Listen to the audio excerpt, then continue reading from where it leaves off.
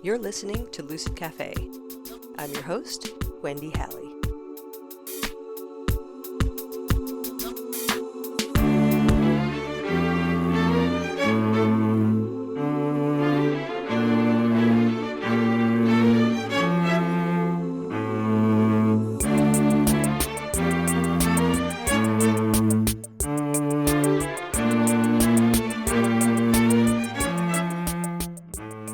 Hello, and welcome to another episode of Lucid Cafe, a podcast exploring healing, consciousness, and the complexities of being human. So, have you noticed that I'm getting episodes out a little quicker lately? It's been a goal for, pretty much since I started the podcast 8 years ago, and so far, I'm not drowning. I'll do my best to keep that trend going. If it stops, it's because I'm drowning, just so you know. All right. In today's episode, I'm joined by Seth Steinzor, who recently released a book titled The View from the Other Side of My Head, which chronicles his experiences exploring shamanic trance. What makes Seth's story extra interesting, to me at least, is how opening otherworldly doors challenged his attorney-trained intellect in ways that seemed to flip his experience and understanding of reality on its head.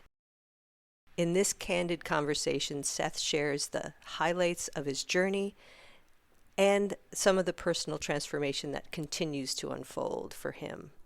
So please enjoy my conversation with Seth Steinzor. Seth, thank you so much for coming on and talking to me about your new book. Thank you. It's great to be here. I would say it's an honor and a privilege. Oh, really? Yeah. Wow. Okay. Well, I hope I don't fuck it up. Me too. All right. No pressure, Wendy. All right. So you've released a new book, and it is called The View from the Other Side of My Head. Yes. And I think what would be helpful is if you just start with maybe a basic overview of what this book is about. Sure. The book is a kind of a chronicle of the first couple years of my early education in exploring shamanic trance. That's the really 25 words or less version of it. The elevator speech. The elevator speech. It tries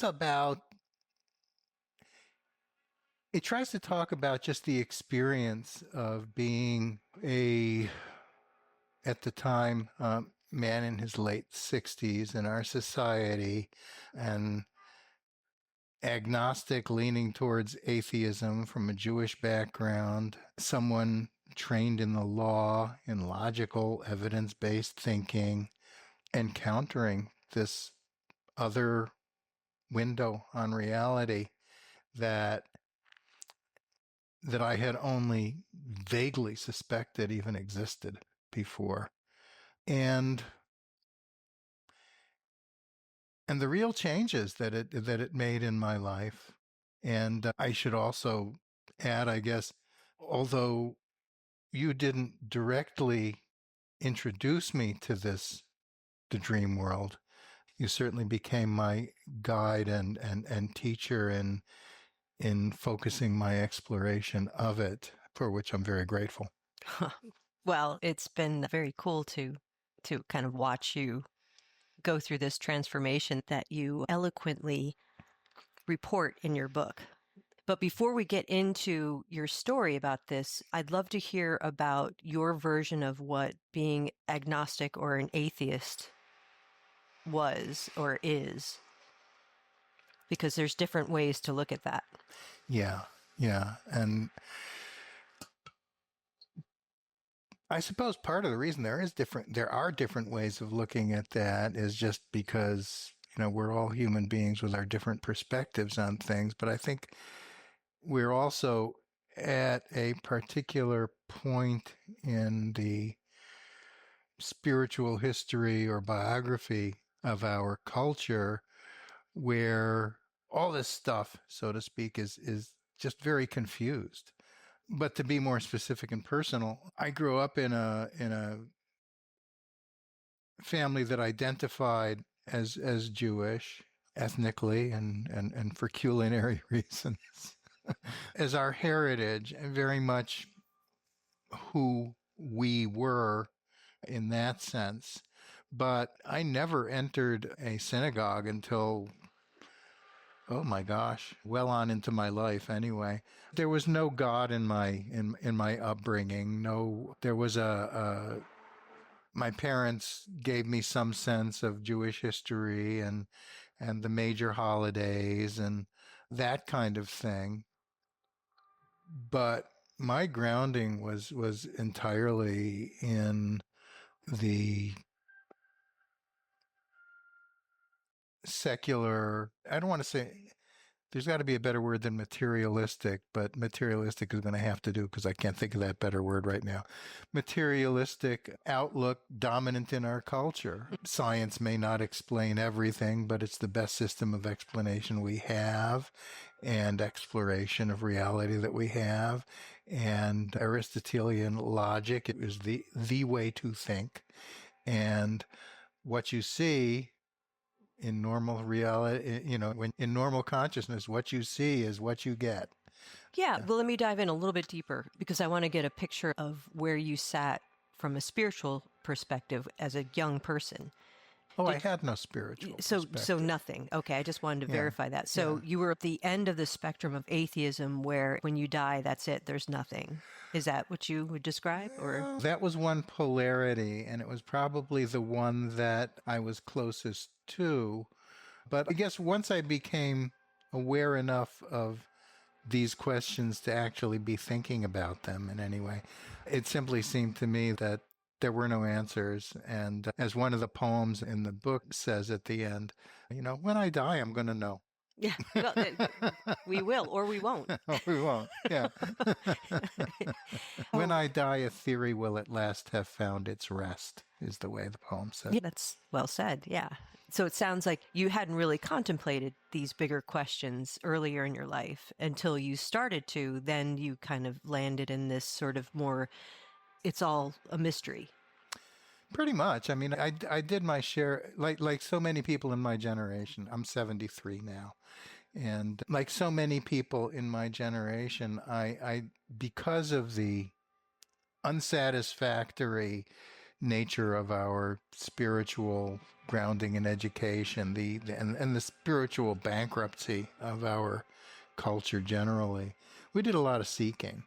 And, I don't like using that word we too much, but talk about myself, but I think I'm typical in many ways. Well, there's some trends. Yeah. I guess you're referencing a trend. Yeah, and so, I read about Hinduism and Buddhism and some about the Muslim heritage, and at one point I was kind of into new agey kind of stuff, crystals and and the woman I married her mother had been an astrologer, so I learned about that. And let me see. Oh my gosh, there was a variety of traditions. So you dabbled. I dabbled. Explored. I explored. I was looking for something. I wasn't really finding it, but I kept on feeling like it was somewhere in there, but I couldn't access it. So what do you think it was that you were looking for? That's a really great question. That's a question that my best friend asked me when I told her about my exploration of shamanist trance. She said, "Is this what you were looking for when you used to do drugs?" And I said, "Yeah." All right, that's pretty straightforward. I'm a reasonably observant, reasonably smart guy. What I was able to access through ordinary waking consciousness was not telling me everything that I felt I needed to know, even about ordinary waking consciousness.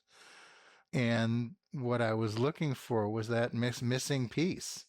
And the received wisdom about God or the Tao or any of that stuff, it wasn't speaking to me in a language that I could understand. It was, there was something there, but Didn't quite hit the mark. Didn't hit the mark. Right. Didn't correlate to my actual experience enough for me to say, oh yeah, this is describing my world. Would you describe it as a sort of resonance? Like when you hit on it, it would sort of have a harmonic resonance Yes. inside of you, like, that works for me versus this other approach or perspective or philosophy doesn't. Yes. Okay. Resonance. Yeah. All right. That's a great word to use. So the thing that intrigues me is that there was something missing and you were looking for something, but it sounds like you didn't quite know what you were looking for, other than you would know it if you experienced it and it resonated. I kind of had an idea what direction I should be looking in, but it was a very vague idea. And the words and concepts that had been passed down to me one way or another, either through my own family heritage or through these other things, they kind of made some general they were looking at the same thing, maybe, that I was looking for, but they weren't telling me about it in a way that I could understand. And by understand, I don't mean just verbally and intellectually. I mean understand in that sense that you said, resonance. Mm-hmm. Yeah. Yeah, it's more of a felt sense. Yeah. Yeah. They didn't reach my head and my body. Right. But there is a sort of logic to it once you have the experience, but it's not the kind of logic that I think you're referencing, the intellectual logic. Yeah. Right? Does that make sense? Yeah. And logic is a funny word to use in this context. Yeah. But yeah. But there is. It's a form of logic, I would say. I'm hesitating because so now I have been exploring the dream world for at least 5 years anyway, consciously exploring it. There is a logic there. I still have no idea what that logic is. I still have no idea really about, what most of the stuff is that I'm. Well, that's your brain wanting to understand something that's ineffable. Yeah, and that may be my personal struggle with it. Other people may be more just accepting of, oh yeah, there's this fox there that is helping me write poems, or there's this to name another example that someone gave me. There's this square-headed duck that tells me about stuff. For me, given my biography and my training and just my mental disposition, your culture and my culture. I mean, our culture, I should say. Yeah, I'm despite. Almost despite myself, I'm very much a product of our culture. Yeah, well, we are. We all are. Yeah, and it's becoming more and more obvious, it seems, as things start to unwind. Yeah. All right. So how did you get introduced to shamanism? I know you cover this in your book in great detail, but just for the sake of this conversation. It's a story I don't get tired of telling. I was working as a lawyer in the Vermont Attorney General's office. And I had a friend who I was getting to know, who was just really this brilliant, charismatic, dynamic person. And she came to me one day, and I'm sorry, the friend was a colleague in the AG's office. I should say that. She too was a lawyer. And I believe she still is. Yes, although she doesn't work in the same position. And anyway, she came to me one day and said, "Can you help me with a homework assignment?" And I said, "What's this homework assignment?" She said, "Well, I'm supposed to find someone's power animal." And I said, "Fine." Really? That didn't strike you as odd? Well, of course it struck me as odd. It was odd. But I was willing to go along for the ride. Okay. I've been kind of a lifelong seeker in some ways, and it piqued your curiosity a bit? It piqued my curiosity. I had some kind of vague idea that there was such a thing as a power animal, and I didn't have any really clear idea what that was. But anyway, so I said, yeah, sure. Why the hell Let's not? do it. Yeah. And no idea what this would require of me. She had framed it as she was going to find a power animal. So great, I'm going to get a power animal. And so I she explained to me what a power animal is, which was different from what I had thought. And she explained to me somewhat of what she was going to do to find this power animal. And then she said, but you have to tell me something in order so that I can do this. You have to tell me where you feel your weakness, where you feel your lack of power, where that lies in you right now. And that took me a little bit aback because I hadn't been expecting to have to do any heavy lifting. And and then the question arose, because this was a new friendship, what level of intimacy Very she true. was Because asking that's a pretty for. deep question, Oh, you're intimate asking, question to ask someone you don't know very well. I'm being asked, where's my vulnerability? Yeah. And it's just a homework assignment. It's just a homework assignment, It's right? no big deal. And so, but I decided, what the heck? In for a penny, in for a pound. All right. So this was at the time of fairly late in the first Trump administration. And the triggers of my weakness, my sense of weakness, were related to that. I was, strictly speaking, not talking about political stuff. I was talking about what the political environment at that time was triggering in me, which was a lot of, frankly, panic and terror and fantasies of violent aggression. And although there was never any serious chance that I was going to act on any of that, but it was making me feel in ways that I was not comfortable with, and making me feel like this was not a person I wanted to be. This was not how I wanted to meet the times. And it was very difficult to dig myself out of that. And so that's what I explained to my friend Samara. And she then went and undertook her journey to retrieve my power animal. Did she do it in your presence, or did she do it away from you? No, this was all away from each other. This was at the beginning of COVID. Oh, And, okay. So yeah, so definitely away we from were, each other. Yeah. it was a lot over the phone and texting. But when she brought my power animal back to me and told me about the journey that she had been on to find the power animal, I don't know, I was just kind of really intrigued by the aptness of not only what she found, but how she had found it and what she described it as consisting of, and how she described it. It just all seemed to me like, one way or another, yeah, if I had a power animal, this would be the power animal that would be right for me. I don't want to give away spoilers here too much, and I don't really talk about this explicitly in the book, but careful readers will probably see it. The power animal that she found for me, mama bear, black bear, and two cubs, was apt in ways that I couldn't even imagine at the time. Yeah. And so, I don't know, I think maybe subconsciously that also figured into my reaction. It hooked me. I mean, I wasn't aware of that, but I think that was a factor in my response. It resonated. It resonated on some level that you were not completely aware of yet, but would come to discover exactly later. Okay. Exactly. Makes sense. So I said to her, "Can you teach me how to do that?" And she said, "Sure." So you were definitely intrigued right off the bat.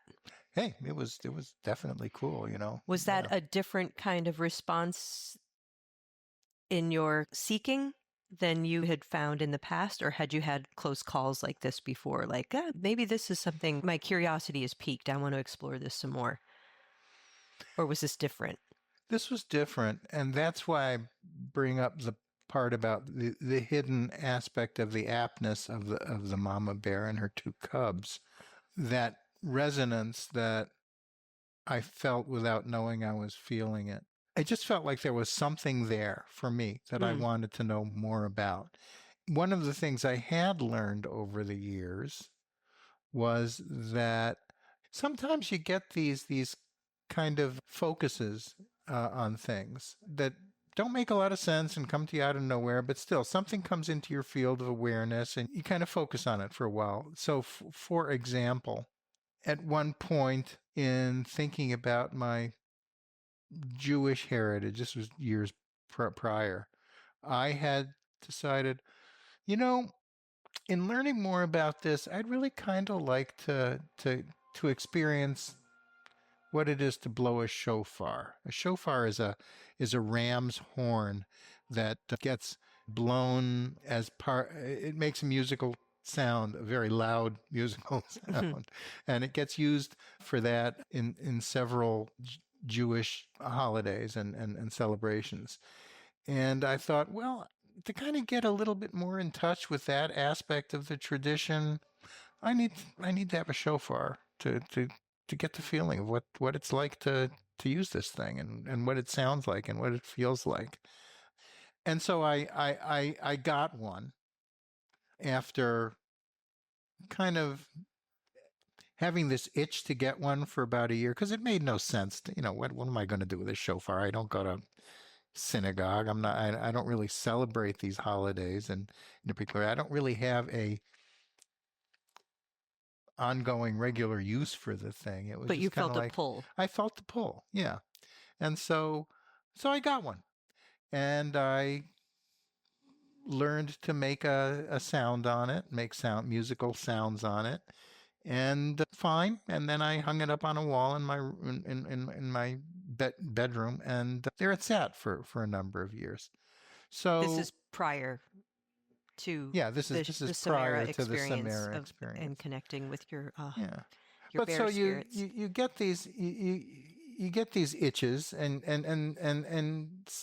sometimes when you scratch them you get something out of it. And I had gotten something out of the shofar, and certainly was a pretty object to have hanging on my wall. So this was another itch, and I wanted to scratch it. And I wanted to scratch it rather more powerfully than I had wanted to scratch the shofar. And of course, also tied up into that was this nascent friendship with Samara, which was not a romantic friendship, but she was somebody who just personally really intrigued me. She was a fascinating individual. And so it was part of getting to know her too and getting closer to her. Okay.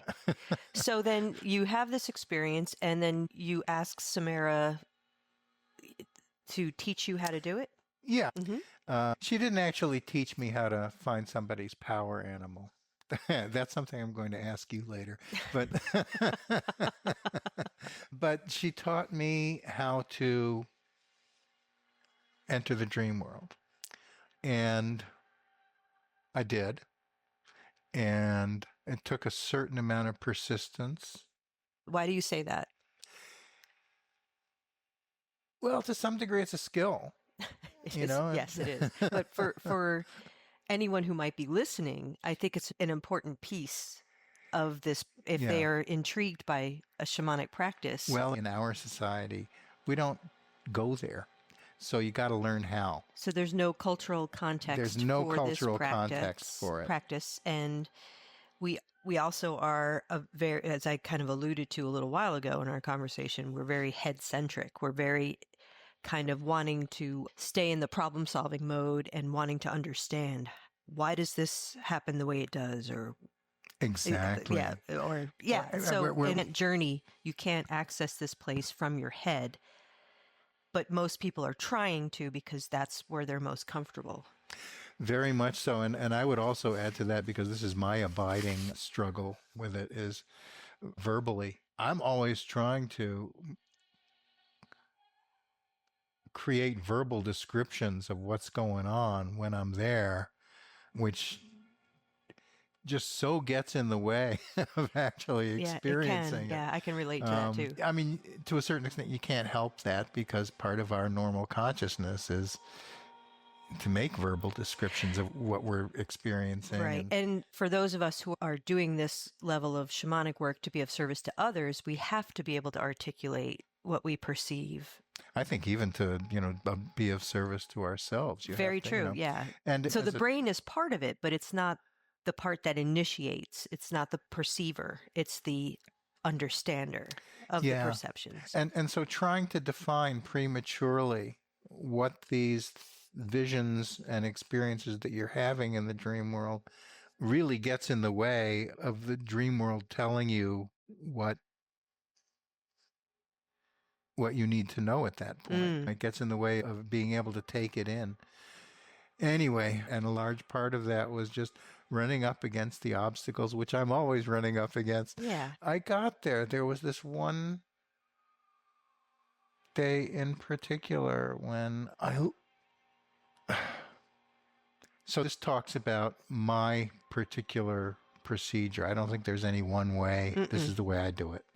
And the way I do it has involved different things at different times, but at that time it involved going through this kind of ceremony of getting into the right frame of mind. Which is, let me yeah. just add a little caveat here that is actually super important because it tells your unconscious mind that something important is about to happen. So it is a great way to prepare. Yes. That's why most of us do have some sort of practice, whether it's burning sage or rattling or calling in the directions. You're kind of setting the stage, and that practice kind of tells your unconscious mind that we are preparing for this adventure we're about to have in the dreaming realm. Absolutely true. There's a Jewish concept actually that prayer is ineffective unless it has a certain frame of mind behind it, which is called kavanah. And I think it's a similar concept. You have to be mentally in the right place. And so I do continue to have a set of a ritual that I go through in order to start my process of entering the dream world. At that time, I was trying to figure out what that ritual might be, because there's all sorts of sources that would tell you do this and do this and Got to do get it this and right. do You this. got You to do got to it the get it right right. way. Yeah. And there isn't a right way. Wrong. Is exactly. Thank you. The right way is your Thank way, you. but Yeah. but you have to do it. I mean, there has to be something, I think. So anyway, It does help. Yeah. it helps enormously. And actually, just to kind of loop around to something I was talking about earlier, one of the things that has persisted throughout all the iterations of my various rituals of getting into the one that has lasted the longest is I blow on the shofar to I was wondering if yeah. there would be a callback to that, because it makes sense, right? That you would be drawn to something and think it was for one reason, and then come to find out later it actually is playing a bigger role related to Exactly. your ancestry, which is beautiful. That's very freaking cool. And who knew? Yes, because one of the huge things that happened to me that has happened to me is a new depth of connection with my heritage and ancestry. Probably not in the way that most of my ancestors would have preferred initially, but they seem to be okay with it now.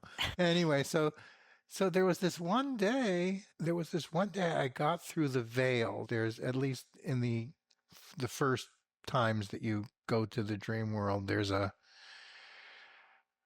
thing you have to get through, and I can't use a more precise term than that, but there's at least for me, I'm always talking about just me. Right. I don't think everyone has that Yeah. level of experience unless they're accessing a specific part of the dreaming realm or dream world. Well, for me to get to the dream world, at least this doesn't happen anymore. But first, that there was a transitional phase.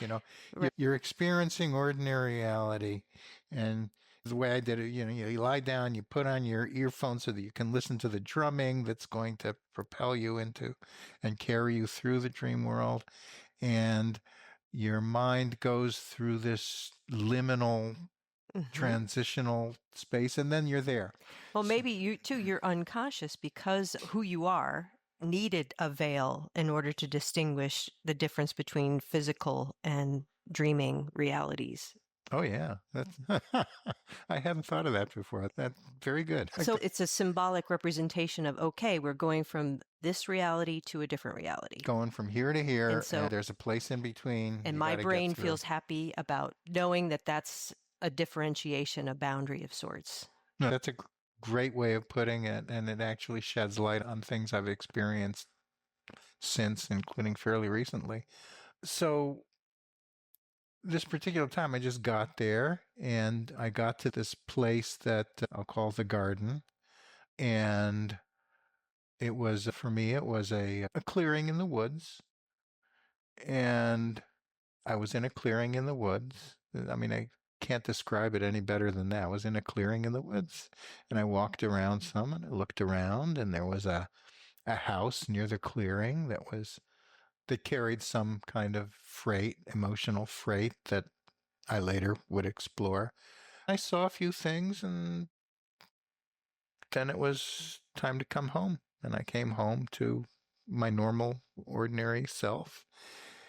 And it sounds like a very nothing experience when I describe it in those words. And I went to a place in the woods and I saw myself walking around in it and saw a house and I came. But it was earth shattering to me because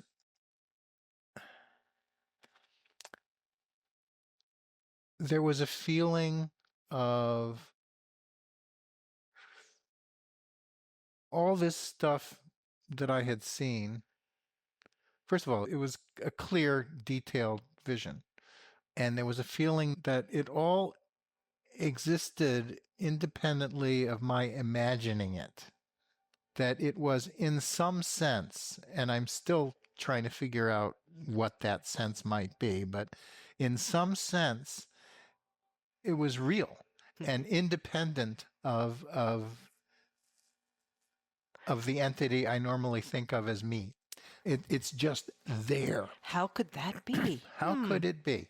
And what the heck is it? Yeah. So your curiosity was piqued even more? Oh my God, yes. Whether I'm just exploring something in my own head or I'm exploring something that exists outside of my head and I'm just perceiving it, there is this whole reality there that I am, until now, only in the very, very, very vaguest sense aware of. And it just feels like whatever it is I've been looking for, it's there. Okay. So you got this kind of introduction to the idea that maybe reality is a little more complicated than I previously thought. Oh, yeah. Okay. And therefore, maybe I am. Yes. There's more to me than just this sort of physical existence that I've been living. Well, I wouldn't put it exactly that way No? because I do believe that we are physical creatures and we Oh, live we in a are. physical world. Yep, it seems And pretty real. so I'm not, I think the thing that's unclear to me is that thing that I don't know. I mean, you have way more experience of this stuff than I do. So the question that's framing itself in my mind ever since is, am I experiencing, oh God, I don't know how to talk about this. Give it a shot. Go ahead.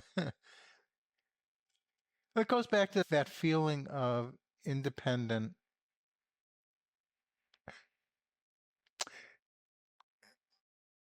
reality. And what are you referring to as independent reality? Well, in the dream world, what am I looking at? Am I looking at simply stuff that is being just generated entirely within my psyche? Or am I actually perceiving, or am I actually becoming conscious in a new way of perceptions that I did not previously have access to Okay. about the world outside me? I'm tending more and more to think it's that latter. Well, I don't think and I'm also tending to think that those two things are not mutually exclusive. I They're actually the same thing. And and that, and this is actually kind of just extending and verifying a perception. I guess perception is an idea that came to me very early on, which was that there is there is a continuous process going on inside my head and that of everybody with a bifurcated brain, which is every human being. mm-hmm. There is a continuous process going on inside our head of which we aren't ordinarily aware, but which provides us with guidance and orientation and understanding of the world, of ourselves and the world around us, and the relationship of ourselves to the world around us. Helpful. That is helpful, more than helpful, that is essential to our survival, but we are only very tenuously and indirectly aware of it in fits and starts, unless we consciously go to the dream world, and then we're seeing it. Okay. So that may be by design, right? That being aware of that all the time probably wouldn't be very helpful. Like Probably not. But I mean, as far as you're functioning in the physical world. But then, so so the next step in my exploring this was, being me, I started just reading up. And one of the things that one quickly becomes aware, that I quickly became aware of, especially through Mircea Eliada's incredible book, Shamanism, is that in human history, up to, I don't know, maybe the last 1,000, 2,000 years, access to this other perspective was accepted as part of the norm.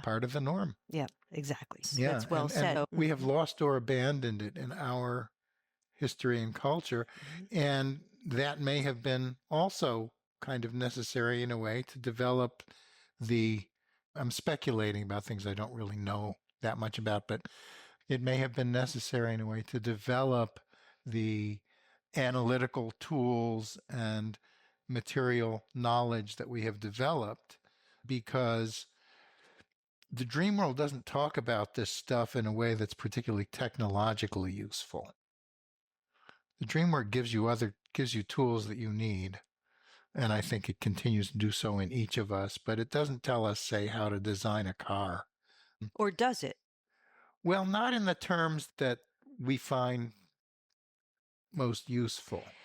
I don't know. I mean, because you think about like the biggest discoveries are usually coming from daydreams or nighttime dreams. No, that's true. You got to think about the benzene ring Mm-hmm. and how that was discovered. And so, I mean, I may be overstating the case there. But I get what you're saying, though, is that we have been kind of conditioned away from accessing these parts of ourselves, these more transpersonal parts of ourselves, and focusing more on the physical reality and the survival dance and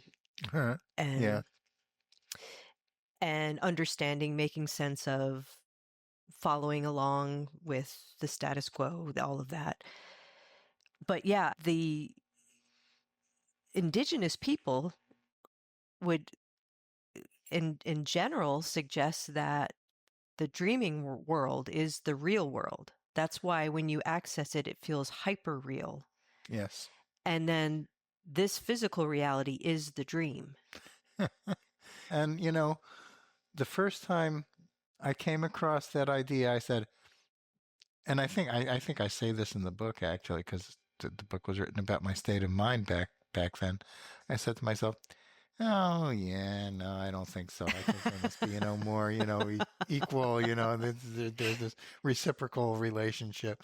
And more and more I would be tempted to agree that, and at least from my experience, in some sense, there is the dream world is the more potent of the two. Right. Yeah. Yeah. So I think it's something that you can only kind of probably get to that place through direct experience. Intellectually, it makes zero sense. And because your physical life sure as hell feels very real.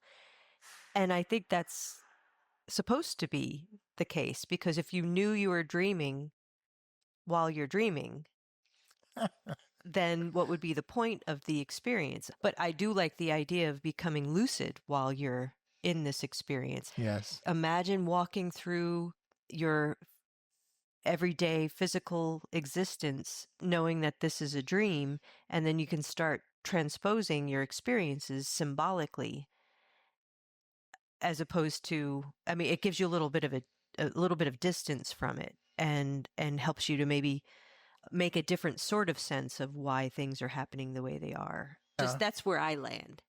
No, and what you're saying resonates. There's that word again.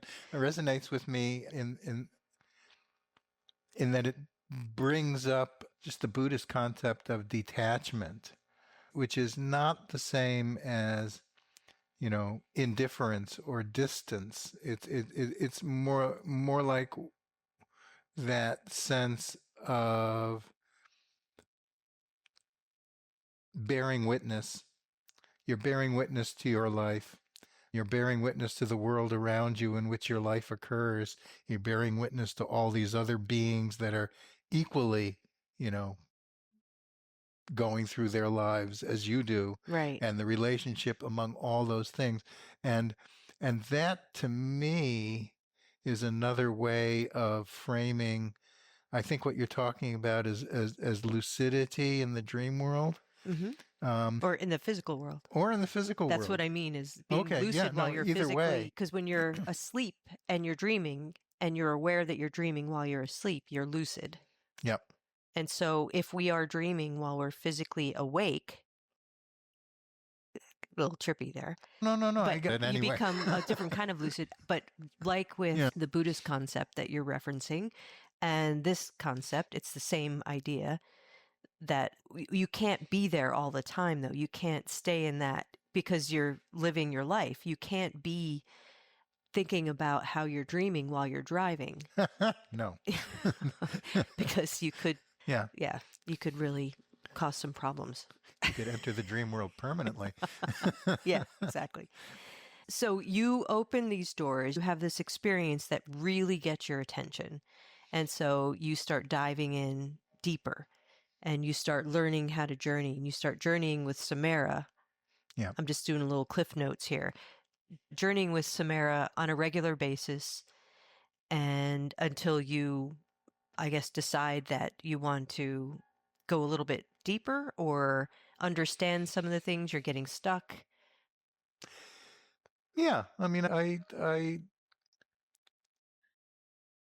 trying to put myself back into the frame of mind I was in. And the frame of mind I was in was that I was kind of like an explorer who had just set foot onto this enormous continent, and I didn't know where to go. Mm. I No, didn't know no how to go context again. anywhere. Yeah. I had no context for any of it except that Samara could give me, but she was a student herself in the sense of, she's just learning. So the things she said made sense, but they didn't really give me a great sense of direction. And I did various reading because there is a pretty substantial literature There is. about journeying, but I didn't find nearly any of it helpful. A lot of it is just this how to stuff, and it's telling me it's like cookbooks, and it's telling me, here's how you do this and here's how you do that. And it was like, no, it's not what I'm doing. Anyway, all the rest that I was able to encounter at that point anyway was very anthropological, which is fascinating in its own right in lots of ways, and Right. mind-blowing in its own right in lots of ways. But again, it wasn't telling me what I needed to know about what was happening within me, except in a very kind of intellectual, abstract way. And that wasn't what I needed. What I needed was, how do I get further into this continent? Which is the best way to explore? And so I kind of figured I could stumble around for, ever, figure that out. Or I could get a teacher. And Samara had a teacher. She And did. and that was you. A So big old weirdo teacher she big had. old weirdo teacher. That's not how she described you. Anyway, I made my way to your door and found what I was looking for there, which was somebody who could sit down with me, hear what I was experiencing, ask the right questions so that I knew how I wanted to follow up, allay my considerable fears and anxieties, or answer them anyway. And so that was, that was the next step for The me. next phase of The your next phase. experience. Yeah. Yeah, no, and what I love about your experience and your story is that you are a great example of how this practice is innate to all of us, even though your brain was getting in the way a lot of the time. Still does. Because it wanted to understand. I mean, that's how we're wired in our contemporary culture. Because like you were saying, referencing the shamanism book you read, the one that really got your attention about how this practice was universal in the world. Almost every culture comes from a shamanic tradition, and they're all doing this same version of the practice, altering their consciousness, accessing this other realm, connecting with helping spirits in this other place who are giving information and doing healing work and all of this kind of stuff. We are so far away from that. And so it is not super easy for us, because we're so far away from it, to access these realms. And I love that you captured your process in this book, because it's representing what a lot of us struggle with if we want to explore this practice. Thank you. Really wonderful to hear from me, because it was really the impetus behind writing the book. I did not want to write another how-to book, and I didn't want to write another book about shamanism, because for one thing, I don't really know what shamanism is. I know, I know It's a my little word corner of that we word use world. now to Yeah, describe this ancient practice, but it's, I mean, but I'm not a shaman. well, I got to neither be am I. really, Yeah. yeah. Well, I would question that. My philosophy on that is what I was taught, and I highly agree with my teacher's perspective, and that is that you don't call yourself a shaman. If you demonstrate the skills, then the community can call you that. Okay. No, that is very true. And one thing I think I have learned pretty well is that if somebody is calling themselves a shaman, they're Run not. in the other direction. Yeah. But anyway, I don't want to. This is not a place that this may be too productive to go. But Or it is. I or don't maybe know. it is. I mean, Okay. Well, it's a cautionary so tale, I but would call yeah. you a shaman because traditionally, one of the roles of a shaman is as a healer in the community. They use their access to the spirits and to the dream world to determine what needs healing and to enlist the spirits to help heal it. And that's what you do. So, that seems to me shaman and but I don't want to put labels on you that you're not comfortable Oh, no, with. Yeah. I mean, if I've earned it, then wonderful. If I Well, haven't, then I accept that as well. from this Yeah, particular yeah. segment of the community sitting in front of you, I think you've earned it. But Okay, that's kind. Thank you. I appreciate that. But getting back to your story, how would you describe the impact this shamanic practice has had on you? oh, it's been transformative in pretty much the way you describe. Although I would add to that, it hasn't transformed me from who I was to something else. It has it has supplemented that. It has made me more by giving me access to more. I'm so what do I mean by that? I mean that I have access to and am learning about a whole other way of perceiving reality. The one there is only one reality. I mean, as far as I can tell, there is not the reality we live in from day to day and this other reality out there that's somehow separate from that. It's it's all part of a single system. That's what my experience is teaching me over and over again. But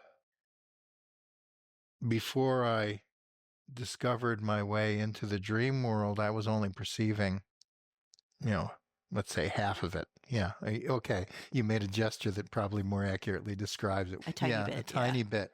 Okay. So yeah. so now I have access to perceiving a huge amount more. And potentially, if I can learn how to understand it and not to get in my way about perceiving it, to have access to it in a useful way. A concrete example of that is that my poetic practice, I'm a poet, I have been since I was, I don't know, 5 years old. My poetic practice has been transformed, deepened. I feel closer to where the poems come from and how to hear them when they come to me and how to put them into words when they come to me. I'm more comfortable in my skin and my body. That I don't think the book talks about that because that's a more recent development. But I have encountered a spirit who in her frame of reference, she's teaching me how to dance, which involves just being aware of the dance that is always going on inside my body and being consciously part of that. There's that sense that I was talking about that I had been reaching for so many times but had never found, of being connected to the world in a way that you have to experience to really get, but it's the sense of being, again, one node of consciousness in the middle of a constellation of an infinite number of nodes of consciousness, all of them equal, all of them connected, all of them acting together, all of them connected just by being here at the same time. And that gives me chills just saying it. Of maybe of particular relevance to someone of my age, a new relationship to death. It's still a fearful prospect because, who wants to go through that? Well, the physical experience of death, you mean? Like that? Yeah, well, and also because in my mind there is always the doubt as to what type of reality my vision and understanding gained through the dream world consist of. Fair. And because I don't know, and that's true. That caveat is true of everything that I encounter so far. Well, that's also fair. Yeah, and to risk further going on this digression, because our culture does not have a consensual approach to what the dream world tells us. It's explored very much on an individual basis, and we have contexts in which to put this stuff that have been received from cultures that we don't really understand. So it's just like, yeah, somebody's talking to me, but I don't know what the words mean, and I don't know what they refer to. Well, it's a Anyway, lost art, and we don't have a language for symbolism. Not a good one. No, No. And you read, boy, I'm really going down this rabbit hole, but why not? I read a book recently by Davi Kopanawa, who is a shaman from an Amazonian tribe. And it is just about him being a shaman and what that involves. And boy, all the stuff he talks about makes real concrete sense to him. what about to you? To me, it says that it makes real concrete sense to him, Okay. but I can't translate it. Mm-hmm. I mean, it's that It's somebody very put it into intimate. English Yeah. words, but Well, I mean, that speaks to, not to go too deep into this in this conversation, but what I think you're referencing, at least from my experience, and all this stuff I'm saying is from my experience, take it for what it's worth. But that it does make me wonder why we perceive what we end up perceiving in each of our individual journeys. It seems to me very personal. There are archetypes that we encounter that are helpful, but it's like, why do I perceive a specific archetype? yeah, Or why do I perceive this particular animal or this particular plant spirit or this particular, why is this particular memory showing up in my dreaming realm experience or whatever? I mean, but there's a part of us, there's an intelligence that's not the kind of intelligence that we're typically referencing that I think is helping us along. And then we just have to kind of make sense of it. And it can make sense on a very visceral level, but not always an intellectual level. part of that, a large part of that is just this cultural thing. In Davi Kaupanawa's world, when he talks about, oh, I don't know, these little spirits that he sees coming down from the sky that are like little flakes of shining dust, and there are millions of them. Somebody else in his culture is going to know what he's talking about. Mm-hmm. And he's going to be able to talk to somebody else about that. And they're going to be able to give a concrete meaning to that concept. They know what he's referring to with those words. We don't have that to work with. That's true. And We're just doing it on an individual each of us is basis. making it up as they go along. And, so that's exciting. It's incredibly exciting because also we may find things that people who work from a more established, culturally determined framework may not be seeing. But boy, it makes things more difficult anyway. Mm-hmm. So coming back to the death thing, I mean, so one of the journeys that I undertook at your actually through following a guideline that you provide in a workbook that you wrote was to go to the upper world. And it's a very transhuman place, let's put it that way. And it's a place where there is no time, there is no space, and yet there is duration and motion. So try to put that together in your head. And just unbelievable luminous beauty and this sense of belonging and peace, and the sense that you talk about, is the spirit world real or is this physical? That's the real world. That's the real You're world. talking about the upper world? The upper world. Yeah.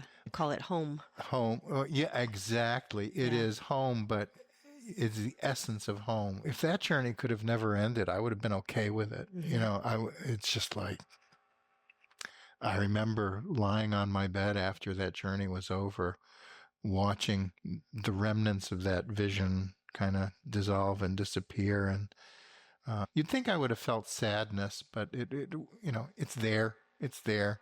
You can go anytime. It can go anytime. I haven't gone back though, because it's so frickin' powerful. It's a little scary to me. But the other part about going back is there's this strong feeling that that's where you're going. And You mean when you die? when you die. Yeah, that's And accurate. I certainly hope so, because I'm down with that, man. If that's the place. If that's the place, Yeah. then I'm okay with it. Yeah. That's kind of like I said in that poem long ago, when I'm dead, a theory will at last have found its rest. Well, this is the theory I'm I'm pretty happy with. So would you say in the conclusion of our conversation that you have landed on at least a practice that has helped with your spiritual life or develop a spiritual life of sorts? Oh, absolutely. And in so many other ways, I mean, we haven't even gone into just into some of the other ways. But yes, in every aspect of my being, I don't hesitate to say that. I feel enriched and strengthened and stabilized. And I still feel like just a beginner, you know. God knows where this is going to take yeah. me. Yeah. Join the club. It's a great feeling. Yeah. Yeah. Yeah. Now that means there's just so much more to explore and to discover. I think it's unending. It's such rich territory. For me, it's added such depth to my lived experience. It's beyond words. I can't really describe, but in that is offered a degree of peace that I can get away from. But when I go back there, it's there all the time. It's like, oh yeah, that's right. If this lived experience is just a dream, then, how do I want to be in relationship with that dream? What a beautiful way of putting it. Yeah. And that sense that's more than a sense. The knowledge that this is not something you just pop into and out of. It's actually there all the time. Yeah. It's just a matter where you tune your focus. Yeah. It is interesting how it's changed how I see things. And in ways that I'm not even sure it's so subtle that it's just sort of organically happened. It's kind of like what I like to say is that you can't have a conversation with a tree and be the same after that. It's like every tree you see after that, whether you're aware of it or not, is going to be a little enhanced. Absolutely. Absolutely. You're referring obliquely to an episode in the book. Yeah, you can't have a conversation with a tree. You can't experience Satori. You can't go to heaven. I mean, you can't meet and reconcile with a long dead relative from whom you had been deeply estranged. You can't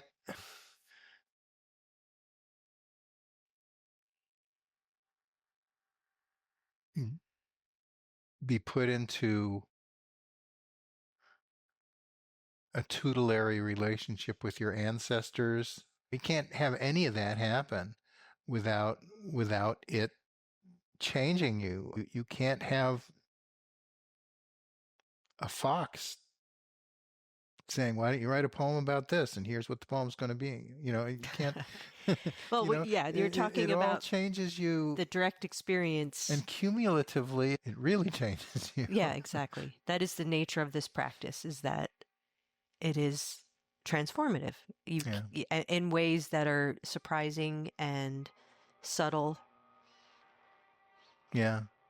But very potent and very personal and intimate. True that. Yeah. Well, Seth, where can folks find your book? Or your books, because you've written poetry books and... Well, I guess online is probably the best way to find them. Because you don't have a website. I do have a website. I don't sell the books through the website. The publisher of my earlier books, In Dante's Wake, which is a trilogy of retelling Dante's Divine Comedy in verse, that's available through most online sources. The View from the Other Side of My Head is published by Green Writers Press. And if you go look at my page on their website, it gives you some suggestions as to where you can buy it. I don't think you can order it directly from them, but they refer you to places you can get it from. Which makes sense. You can probably order it from any bookstore. Unless it's on the shelves, or any online retailers, my guess is how they have it, their distribution is set up. I believe so. I will add a link in the show notes to the page on your publisher's site so that folks can check out your book. Well, thank you very much for coming on and talking about your experience. Thank you for the opportunity. This has been great. I wonder what Seth's former colleagues at the State of Vermont Attorney General's office would make of his experiences. I couldn't help but think of that the whole time. I think it's very cool that Seth felt moved to share his experiences as a book.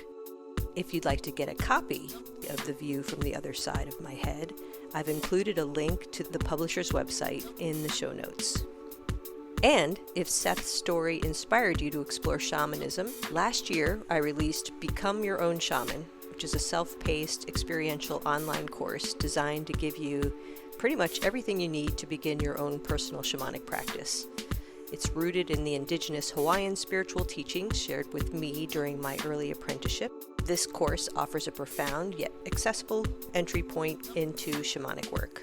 We'll explore the nature of reality, consciousness, and the self. You'll learn to safely enter shamanic trance through sound and connect with 2 of your personal spirit guides. To take the first step toward deepening your connection to the unseen and to your own spirit, please visit lucidpathwellness.com. Thank you for joining me. Coming up, we'll continue to explore liminal spaces and see where they take you. Until next time.